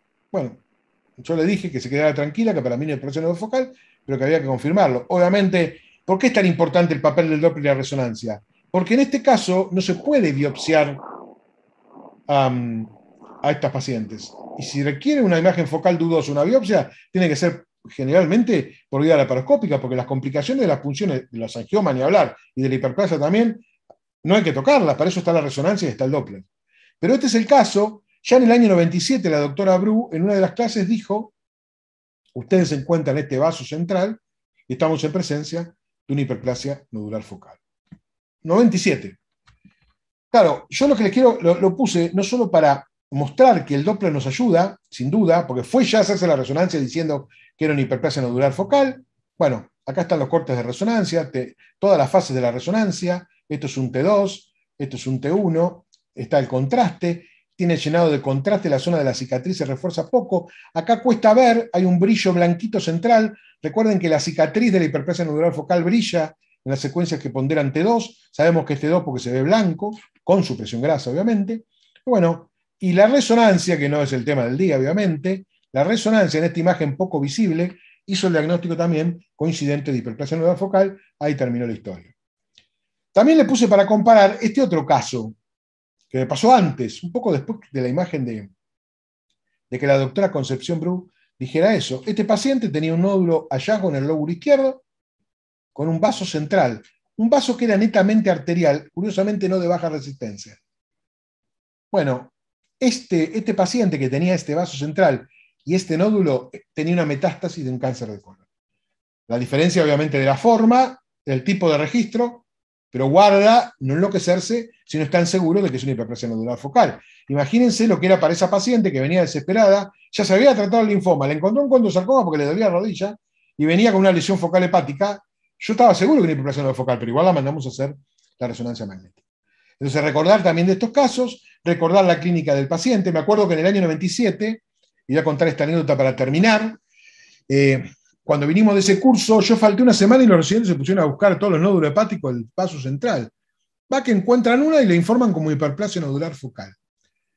Al rato, me llama, al otro día que hacen el estudio, yo no estaba, me llama un profesor de la facultad, que había sido profesor mío también, yo también estaba en la facultad, pero era profesor adjunto, era titular adjunto, me dice, discúlpame, yo me lo cuento esta anécdota a los alumnos porque es muy gráfica, porque nosotros también somos médicos, ¿no? Y eso es lo que me hizo saber el doctor. Me agarra y me dice, che, gordo, ¿qué le enseñaste a los residentes vos? Así, textual palabra. Tenía confianza, ¿no? ¿O qué pasó? Ya, mi querido, me dice. Le mando un paciente. ¿Vos lo viste el paciente? No, no fui esta semana al hospital. Bueno, le mando un paciente que tiene un deterioro terrible del estado general. Lo mando, le hacen el Doppler. Me dicen que tiene un vaso central que es una hiperplasia nodular focal. Mirá, yo le apoyé el estetoscopio y tiene shunts de todos los colores. Este paciente tiene un hepatocarcinoma. Así que por lo menos miren la cara al paciente. Estuvo buena el mensaje. Entonces, recordar también, y era un hepatocarcinoma, el tipo nos ganó, al Doppler color ese que vio la fístula, le ganó con el estetoscopio. Siempre lo cuento porque es una muy enriquecedora. Es decir, el tipo que tiene un hepatocarcinoma no tiene cara de sano. Es muy raro que un hepatocarcinoma, creo que vi un caso, tenga cara de sano, tiene cara de enfermo. Y los pacientes que tienen hiperplasia nodular focal tienen cara de sano. Una vez me pasó con una paciente que aparte era diabética y tenía una fascitis muscular en el muslo, que tenía cara de mal estado general, y que fue otro caso también, pero encima tenía diabética, joven, mal estado general y dolor en la cara anterior del muslo. Esa paciente viene y tenía una fascitis necrotizante. Ahora, le miramos el hígado y tenía múltiples imágenes focales, y bueno, ¿qué va a pensar uno, no? O tiene abscesos múltiples o tiene algo malo. Esa paciente se va, vuelve al mes. Cuando entro, la paciente que estaba flaca, deteriorada, viene más gorda. Ni bien entra la paciente. Ah, qué bueno, está más gorda, le dije. Así fue mi expresión, mírenla. Me había quedado impactado de esa paciente. Ah, está más gorda, qué bien. La paciente no entendía por qué le decía eso. Bueno, resulta que se va, le hago el estudio, seguían apareciendo múltiples imágenes focales. Y le llamo al clínico al otro día, me dice, che, ¿qué le dijiste a la paciente que tiene un complejo con el peso y vos le dijiste que estaba gorda? Digo, no, me puse contento porque si pasaron 2 meses, esto no son metástasis. Con esta cara, como está la paciente, mejor que yo. No, sí, bueno. Volvió en marzo, las imágenes seguían, y el clínico me dijo una frase célebre, me dijo, mira, está todo muy lindo, podrán ser benignas, pero yo hace 5 meses que estoy estudiando a esta paciente. Si por casualidad llegan a ser metástasis, yo me comí 3 meses de metástasis sin hacerle tratamiento. Entonces yo tengo que hacerle una biopsia, me dice. Y le voy a hacer una biopsia en un centro especializado, digo, que se la van a hacer bajo vía laparoscópica. Resulta que cuando hace la resonancia le sugerían que eran múltiples hiperplasias nodulares focales. Recordar que las hiperplasias pueden ser múltiples. Resultó que esta paciente tenía adenomas múltiples. Más raro todavía. Pero bueno, el estado general del paciente nos mostraba que esto no era un tumor maligno. Pero bueno, lo cierto es que agregué estas 3 cosas al final para recordar qué otra utilidad tiene el Doppler. ¿Vamos a ver un angioma? No, vamos a ver una complicación del angioma cavernoso, difícil. Pero la hiperplasia nodular focal nos puede ayudar. Entonces, recordar que cuando tenemos esta sensibilidad de los equipos, de este equipo particularmente, que es de alta gama, porque realmente no me había tocado verlo tan fácil. Por eso lo traje el caso. Además, ya venía a controlarse, y yo le pude decir en ese momento, para mí es una hiperplasia nodular focal, más allá del aspecto ecográfico. Porque tenía linfoma, condrosarcoma, viste, tenés que decirle, si después no era una hiperplasia nodular focal, linda macana me había mandado al tranquilizar a la paciente. Pero bueno, lo que quisimos hacer es resumir qué cosas miramos en el Doppler esplenoportal, hepatoportal, y qué cosas les pueden pasar en el hígado, ¿no? Pero bueno, si tienen algún aporte o alguna pregunta para hacer, voy a parar de compartir. Paré de compartir, ¿no? Sí, no sé lo que estoy haciendo. Sí. Ahí en YouTube no hay consulta. Está Emilia, mi residente, Emilia, que no sé dónde está Emilia, si está en La Plata o en Bahía Blanca, Borsa, nuestro ayudante. No sé si Emilia está en La Plata, todavía siempre me confundo, Emilia. Emilia, residente nuestra en San Martín. Es joven, no digan que tiene mucha. En La Plata está Emilia, cierto, Emilia, perdóname. Siempre me decís que tiene La Plata, parezco aterosclerótico yo. Además, porque Emilia es de Bahía. Yo siempre la hago en Bahía porque el padre fue residente de nuestro hospital, más grande que yo, y realmente ahora vive en La Plata, me he olvidado. La doctora Nuria González de República Dominicana. No enviarán los videos de la conferencia, ahora Gustavo les explica, pero quedan online. El doctor, ¿por qué no puedo leer los nombres, de los médicos? José Luis. Podés abrir la ventanita un poquito más, estirarle un toque. Sí, tenés razón, sí. José Luis Arenas Aguilera nos agradece. Nuri, muy buena la clase. Nuria González, doctora Nuria González, @gmail.com. Sí, vamos, las clases están todas subidas a nuestro canal. Sí, explícale, por favor. Las pueden ver, no se preocupen por eso. El doctor Aguilera desde Bolivia. Gracias por la velocidad de los tips. Sí, yo no tuve la suerte, habré controlado, yo no fui de la época del trasplante. Los trasplantes que controlé en el San Martín, controlé en la década del 90 trasplantes que se habían hecho fuera del país. Pero no como el caso de trasplante que yo tenía el día a día. Y las velocidades se las voy a pasar ahora porque tenía un artículo guardado de este lugar porque conocía a la doctora Bru y supongo que los que lo escriben serán los discípulos de ella. A ver si lo puedo pasar. No. ¿Cómo se pasa por acá los archivos? ¿Cómo es que se pasan? Tenés una carpetita ahí. Merge. En el chat tenés el dibujo como de un archivito al lado de la carita. ¿Y cómo hago yo? You Computer. Your Computer. Exacto, buscalo ahí en tu máquina. Ahora busco en mi máquina. Ahora se los voy a pasar el artículo porque les va a servir. Búsquenlo. Esperen que lo encuentre. Este equipo. Igual, esto para los que lo vean por YouTube, como no lo van a tener en el chat, lo vamos a colgar después al link. Sí, es un artículo excelente el lugar. Imagínense que todas estas cosas que yo les mostré las decía en el año 97, 96. Terrible, pero terrible la experiencia. A ver, acá lo tengo, artículos. De todos modos, tenemos el mail de todos los que están en el Zoom, porque se inscribieron. Le voy a pasar que después lo podemos uno muy viejo del índice de congestión. No, pero no puedo pasar todo junto. No me deja. Bueno. A ver si ahí va. Ahí fue. Ahí está. Ahí está. El doctor Gutiérrez saluda de Panamá. Doctor, algunas publicaciones hablan de una velocidad portal menor de 13. Sí, está bien. Siempre tuvimos. Es más, yo la Venaporta para mí era 13, los artículos estos nuevos 14, lo cambié en la clase, lo tenía 13. La velocidad era menor de 13.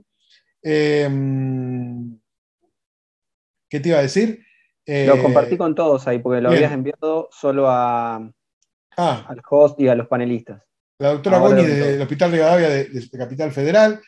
Lo que sí, dos cosas vamos a hacer. La semana que viene vamos a hacer el práctico y después, antes de fin de año, si logramos hacer un práctico de varios pacientes allá en Digimed, porque el doctor Lauría y el doctor Aude quieren ir a comer a Buenos Aires, ahí viene el problema, ¿vieron? Y este artículo es donde está toda la disquisición de las ondas que yo busqué, que es de la Radiographics. Es realmente un artículo excelente para que ustedes puedan ver la explicación de las ondas. Les va a llevar un rato, está la explicación de la onda. Yo lo saqué de ahí. Yo tenía mi concepto de Pollack y de los libros anteriores, pero tenía que, cuando voy a dar clase, tengo que buscar el apoyo bibliográfico, porque se puede parar uno y decirme, no, esa no es trifásica, es bifásica. Bueno, yo lo digo por esto y con esta bibliografía. Yo, por mi experiencia, lo hice así, pero reitero, como yo no viví escribiendo trabajos, no son formados como docentes y menos como escritores. Siempre estoy por escribir un libro desde el año de Doppler, lo podía haber escrito en el año 97.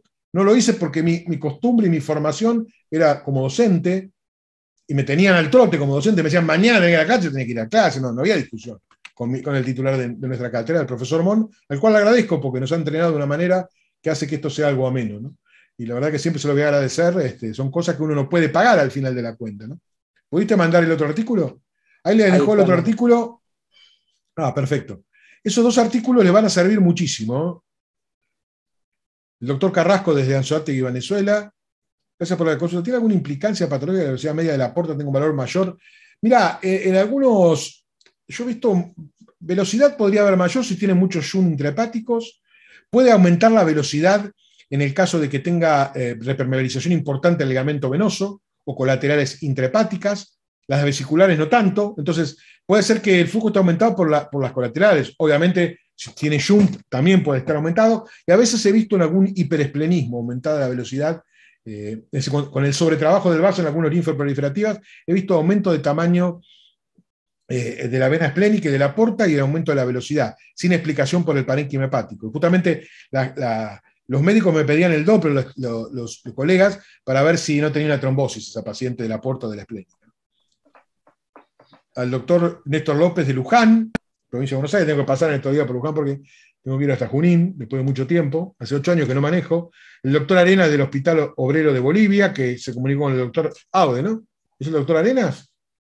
No, César, no es Arenas. Ah, me equivoqué. El doctor Chamaco es el que se comunicó conmigo. Chamaco. Pensé que era el mismo, ¿no? Bueno, no. Pero bueno, y le reitero, la actividad que queda es hacer un práctico, no lo puedo hacer. Muchas veces, sí, mirá, el doctor Sánchez, espera. Se me fueron todas las preguntas. Muchas veces la Aguirre, sí, porque como te dije, en algún momento de la evolución de la enfermedad del paciente, cuando la porta no le manda buena sangre al hígado, la que compensa vasodilatándose es la arteria hepática. No tiene por qué estar aumentada. ¿Está bien lo que decís? Es normal. La doctora Pontiel, la citis a veces dificulta evaluar los parámetros. Sí, a veces dificulta. Y la citis y la respiración de ese paciente. Acá dice que es el mismo, Flavio, el doctor Arenas. Yo tenía buena memoria. Ah, Arenas Chamaco, entonces. Bueno, puede ser perfecto. Nos comunicamos ayer con él. Bueno, yo lo tengo registrado. Pará. No, pido disculpas públicamente. Lo tengo registrado con un solo apellido. Perdón. Bueno, pero está bien. El denominativo de mi región. Ah, mira. La acotación de María Ángeles Pontel es buena. La citis dificulta por la citis en sí, pero también por cómo respira el paciente. Entonces, a veces es difícil dejar el cursor, mostrar la cava, no pueden ponerlo a un lado. Recuerden siempre cuando tienen un traductor convexo sacar del medio el cursor, porque si está en el medio del traductor lo confundimos. Bueno. En pacientes trasplantados se puede seguir viendo el diámetro de la vena porta esplénica aumentada con hepatomegalia. Para pacientes trasplantados se puede seguir viendo el diámetro. No, eso no, la verdad que no tengo experiencia en trasplante hepático. En eso sí no te puedo ayudar. Porque siempre evalué no trasplantes en el periodo inmediato, y evalué pacientes de larga data, de 5 o 10 años, porque se habían trasplantado en Europa y se venía a controlar al hospital en el servicio de hígado. Pero nunca tuvimos unidad de trasplante hepático y después se hizo en otro hospital. Yo hice mucho trasplante renal, esa sí no te la puedo contestar. Chapaco es el denominativo de la región. El doctor Balcázar dejó una consulta en el otro chat. Ah, ¿cuál es? Algunos de los libros mencionan que la medición del calibre portal es donde hace cruce con la arteria hepática y no en el ilio, con ángulo de 45 a 60 grados. Y el índice de congestividad va con relación a la velocidad media portal y a la diapositiva que puso, decía la velocidad portal. No, velocidad media. Siempre explicamos. Él dice la velocidad es la velocidad media. En la diapositiva de la fórmula, pero antes mostré cómo se tomaba la velocidad media, cuál era la velocidad portal. Eso es correcto. Sí. En cuanto a dónde se toma, sí, pero no es mal. Cuando está dilatada, no hay mucha vuelta. Lo que sí tiene que tener un corte longitudinal adecuado. Yo nunca hice la disquisición. Igual, la vena porta, ¿dónde entra la arteria hepática? Depende del hábito del paciente. Cómo se cruza arteria hepática y porta depende del hábito. En cuanto a la acotación, aclaramos en las diapositivas anteriores, a lo mejor no se notó, de que lo que tomamos es la velocidad media. Esa fue la pregunta, ¿no? Que me decía velocidad y no velocidad media. No, es velocidad media. Y lo dijimos primero. Yo después la tercera diapositiva, que es el índice de congestión, era la reunión del área con la velocidad, que la mostré primero, ¿no? Media. Cómo la tomábamos. Incluso mostré que la tomábamos cuál era la manera de tomarla, ¿no? Sí, Mariela, lamento no poder responderte trasplante, pero trasplante no. Aparte, soy muy cuidadoso con el trasplante porque hice tanto trasplante renal que hubiera pretendido hacer lo mismo de hepático para hablar de trasplante hepático. Se hace mucho en el Hospital del Cruce. Algunos libros mencionan que la medición de calibre portales desde el cruce... Ah, el doctor Alcázar era, sí. Sí, pero va con relación a la velocidad media. Sí, eso está bien lo que dijiste. No, la diapositiva, ahora para que te voy a mostrar porque a lo mejor le quedó la duda al doctor Alcázar. La diapositiva, la segunda diapositiva. Pero nosotros cuando explicamos la velocidad, la explicamos en la primera diapositiva, cómo la tomábamos. Puse velocidad para resumir la diapositiva porque lo había explicado antes. Es decir, a ver, acá están. Velocidad, acá está. ¿No se lo están viendo ahí? Sí, sí, perfecto. Bueno, velocidad media portal. Ahora después sí, para resumir puse, bueno, el área. Y después sí puse velocidad de flujo de la vena porta porque es la traducción del artículo de Moriyasu. Pero está bien la acotación, sí, sí. Y después en cuanto a tomarlo, yo no le presto tanta atención a la arteria hepática por esto que te decía, que no siempre se cruzan igual. Los libros de anatomía dicen que hay variables. El doctor, sí, el paciente debe estar en ayunas porque en el postprandio aumenta y puede aumentar el calibre de la vena porta. Y reitero, algunos aconsejan hasta que lo dejen 10 minutos acostado, como si le fueran a tomar la presión casi, que lo dejen acostado un rato en reposo al paciente antes de hacer el estudio. Miren cómo será de sensible la variación.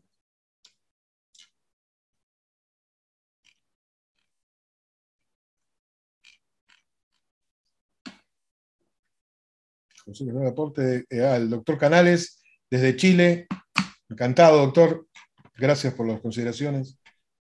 Bueno, acompañado otro amigo que podemos invitar a nuestro. Bueno, el doctor Canales, no sé si tiene residencia.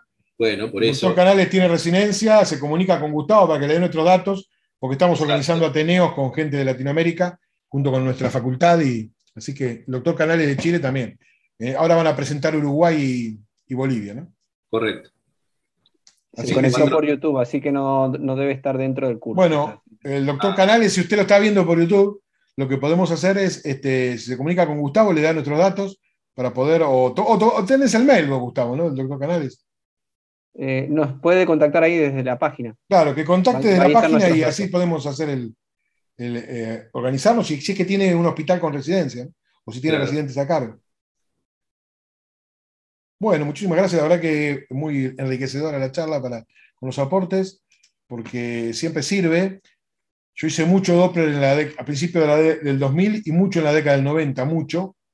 Después fui rotando, después de estar 8 años seguidos haciendo Doppler, como soy medio nervioso yo, me inquietó, me dijeron, ¿querés hacer resonancia? Pasé a hacer resonancia y hacía 40, 30 resonancias por día en el hospital de Acción, porque toda la provincia iba para ahí. Entonces, después de hacer 10 años de Doppler sin parar, como único, era tal como me tenían encasillado que compañeros míos, yo también trabajaba en privado, me decían, che, ¿vos haces ecografía? Me preguntaban. Insólito fue.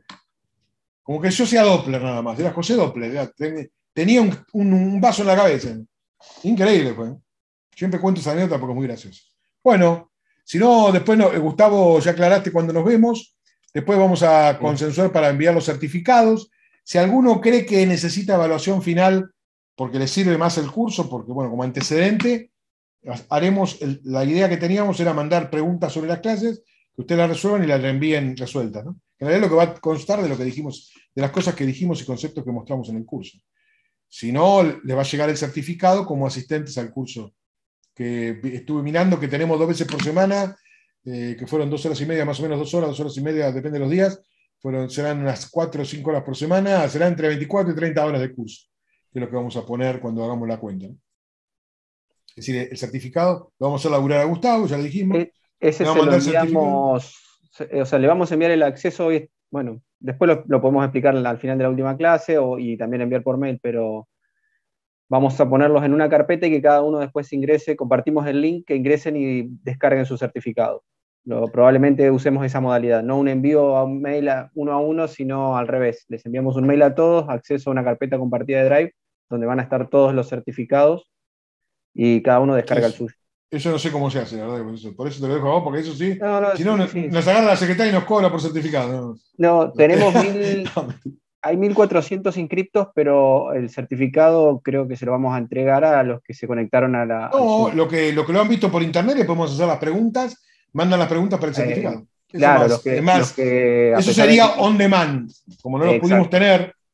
Si alguien nos pide el examen, se le va a enviar, pero... La posibilidad de dar una vez que te quiere dar el mismo curso en Chaco una vez por mes, sí, se puede, podemos arreglar. ¿Sí? Cuando pase este desmán que tenemos en el país, no habría ningún problema. ¿Sí? Sí, no hay problema. Si todavía me da el cuero para caminar mucho.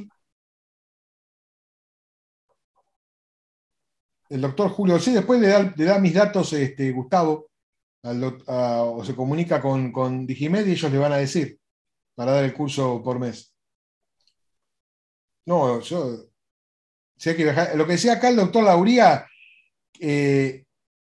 no, los que están en Zoom, María Ángeles, vos tuviste siempre, vos sos de Escobar, ¿no? Los que están en Zoom, Zoom tiene un lugar donde dice reportes, no sé si lo viste vos, Gustavo. Sí, En sí, los tenemos reportes te registro de quedan, asistencia. están todos los que están conectados, quedan registrados. Quédate tranquilo que los que están en Zoom van a tener todas las conferencias. Los artículos, ¿no lo mandaste vos al chat? Sí, los de recién sí, los compartí. Están además, doctor Hinojosa, están más arriba en el chat. Busquen el chat, si no, se lo mandan por mail, pero vamos están a acá. igual hacemos un envío ahora, después de la clase hacemos el envío como hicimos con la clase que estuvo forcada y... Sí, Escobar, Sanatorio Güemes y Corporación Médica San Martín. Sí, me acordaba que estuvo siempre, por eso siempre participa.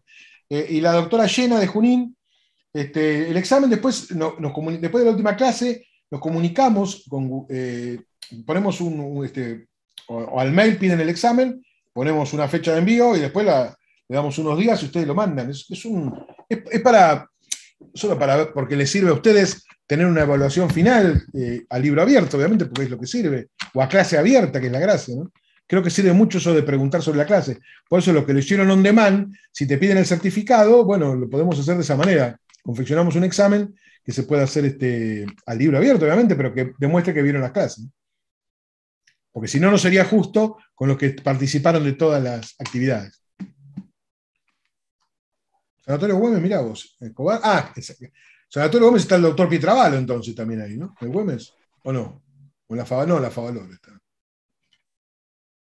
Muy bien. Lauría ya está colado a Buenos Aires, el doctor Lauría, ayudante nuestro, y vamos en bici con el doctor Lau. El doctor Lau está agrandado porque estuvo haciendo toda la travesía por Salta y Jujuy. Yo no llegué caminando al Cerro de la Virgen y el doctor estuvo en Salta y Jujuy. La Karen Lorena Sevilla se apunta. Sí, bueno, después le mandan a Gustavo. El doctor Lau hizo toda la travesía por Jujuy y Salta, estaba muy agrandado. Entonces, no estaba agrandado, simplemente dije que es no, pero lo hiciste, es una cosa jodida. No es fácil, ¿eh? Subir la Cuesta del Obispo, subir bueno. No, lo estoy diciendo en serio. Ahora, tenés que agrandarte porque no es fácil de hacer. Yo llegué al Cerro de la Virgen y llegué perfecto. Y había hecho pesas el día anterior en Salta. Claro, el primer día no te apunás al segundo. Yo el primer día hice pesas, cinta, entonces el otro día subí el cerro, quedé hecho bolsa. En realidad que he hecho bolsa para hacerme el estúpido, no ir al cardiólogo, agarrar una muestra y por las dudas, que nunca había tomado remedio, tomar algo para la presión y la tenía diurética. Casi termino con hipopotasemia y me muero. Por estúpido. Por querer que uno pueda... Hay una pregunta en el chat, en Hipertensión Portal.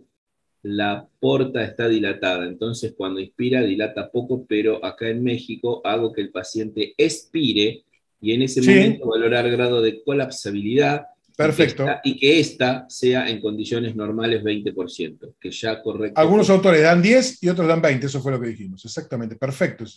Ese es el doctor Balcázar. Balcázar, en México. Correcto. ¿En qué hospital estaba de México, doctor? Que no me acuerdo, que otra vez lo comentó. Yo no lo sé. Perfecto ese. Algunos artículos daban el 10% y otros dan 20%. Pero cuando uno lo informa es cuando no colapsa. Está igual. El doctor Balcázar está en un hospital público de México, me parece, no me acuerdo. Bueno, habría que ver si también tiene residencia. No tenía el doctor, ya al doctor le preguntamos, me parece, ¿no? No tenía, ok. Me parece no. No, de México no tenemos a nadie, ¿eh? No, lamentablemente no. Por lo menos por ahora. Veremos. Perfecto. Pero bueno, ha sido un gusto compartir. Nos vemos el jueves que viene. No sé si voy a poder usar a Aude de modelo porque no se va a quedar 2 horas de ayuno hasta las 2. Sí, ningún problema. Yo me quedo, César. Sabés que no tengo problema. Eso es lo único que hay que recordármelo. Sí, 2 horas de ayuno a mí, te mato a Bertinal, a todo, no queda nadie, ¿eh? Yo me quedo. No tengo se ríe, Lauría se ríe. Vengo mal con esto de tener hiperglucemia, de tener hiperinsulinemia, te da un hambre que morís, ¿eh? Bueno, nos vemos el jueves, chicos. Muchas gracias. Vamos a ver lo que queda del partido. Lauría se anotó para Chaco. Bueno, en Chaco no hay ningún problema. Por la pregunta que hizo el doctor que está en Chaco, si lo podemos ver, de armar, de organizar. Así que no sé si este año, porque ya medio que el año que viene lo podemos hacer, no hay problema, y lo arreglamos. Hasta el jueves entonces. Perfecto. Listo, adiós. Adiós. Gracias.